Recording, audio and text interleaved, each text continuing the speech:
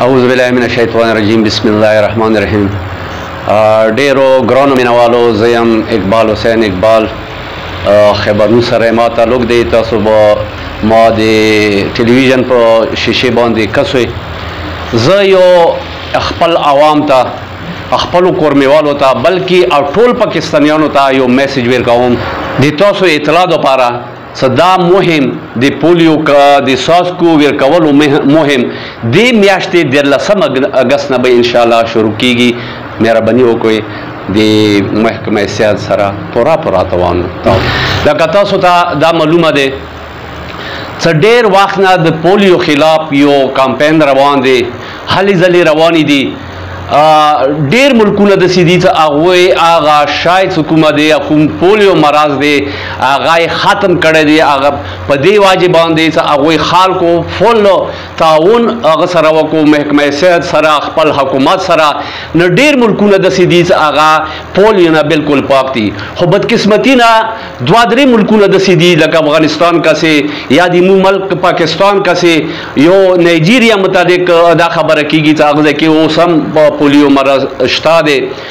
نو د پاکستان محکمه صحت د دې پولیو ختمولو دپاره یو مهم روان کړی دی. ډیر وخت نه هغه خلک څه چا مال ورباندې کړی دی ماشاءالله هغه ځای کې هغه سیمو کې هغو علاقو کې هغه پولیو مرض هغه ختم شوی دی چې په هغه کې کورم هم شامله دی.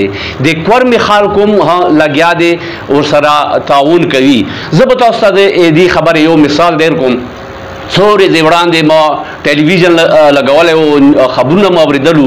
نه هغه کې یو ډېر داسې غریب غوندې سړی و، هغه نه یې پوښتنه کوله. هغه یوه مشومه وه، بچی وه، په لوبو باندې رغلي وه، قدم یې اخیستلو. نه هغه سړي هغه پلار یې خبره کوله څه دغې مشومې به خپلې لوبې کولې. نه یوه ورځ دا مشومه کېنستله او په ژړا شوله. د یوه خپه یې خوڅولی شوه او د بله خپه یې نه شوه خوڅولی. مو وکتله چې یاره دې کې خو ازغای لوړ نه وي، زخمي خو نه وي شاید دی کېنستله او پسې دی نه شي.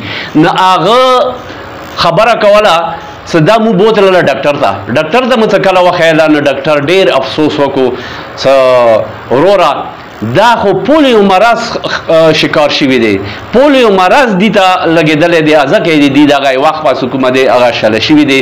نه هغه سړي خبره کوله، پلار یې خبره کوله د مشومې څه ډاکټر ورته وي دا څه آیا ته دې ته د پولیو کترې ورکړي دي؟ نه هغه پلار یې خبره ډاکټر ته وکړه چې ډاکټر صاحب زه ډېر افسوس کوم چې زه یو غلطې پروپیګنډې کې راغللم، غلطو خبرو کې راغللم. هغې مشومې ته ما د پولیو کترې ویر نه کړلې. نه هغه وروسته بیا لسونه سولولو، خو هغه خبره ورنه تېره شوې وه. مطلب دا دی چې د پولیو چې کوم مرض دی د دې علاج نشته دی. نو پکار دا دی موږ ته څه وروسته لسونه سولوو څه دغه ما بچي ته یا ما بچی ته دا مرض هغه شو، دغه مرض سره دغه الله حق شوله. نه پکار دا دی چې کوم مهم روان دی د پولیو په حوالې سره چې کومې کترې ورکوي، ټیمونه ځای ځای ته کور کور ته ځي. نو زه به دغه خپل ولس ته، خپل کورمیوالو ته، بلکې ټول پاکستانیانو ته په خصوصي توګه پښتنو ته به زه دغه اپیل وکړم، ریکویسټ به وکړم چې اول ورځې نه واخله یو مشوم پیدا شولو تر 5 کالو پورې چې څومره مشمان دي هغوی ته بار بار چې کله هم دغه مهم روان وي تاسو خپلو مشمانو ته، خپلو بچیو ته دا د پولیو کترې دا ورکوئ. داسې نه وي تاسو انکاري وکوئ د چا غلطې پروپیګنډې کې راشوئ او بیا خدا نه خواسته الله دې نه وکړي تاسو مشمانو ته، تاسو جنکو ته یا هلکانو ته دا بیماري لاحق شي او بیا وروسته تاسو خیمان وئ. زه خاص کر علماء کرامو ته دغه اپیل کوم، دا ریکویسټ کوم چې د خپل د منبر نه، د خپل جماعت نه دا مهم وچلوي، خلکو کې دغه اویرنس پیدا کړي چې د دې کترو هېڅ هغه نشته دی، نه شریعت کې څه پابندي شته دی، نه بل څه شي کې څه پابندي شته دی. مهرباني دې وکړي دغه د خلکو سره دا د محکمه صحت سره دا تعاون وکړي او د خلکو کې د دغه شی پیدا کړي چې هغه خپلو مشرانو ته دا د پولیو کترې ورکوي.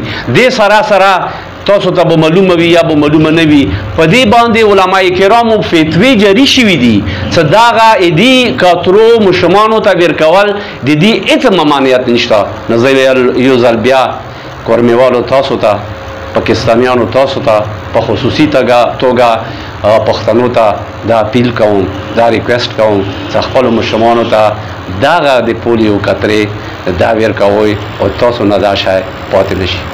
ډېره مهرباني. الله حافظ.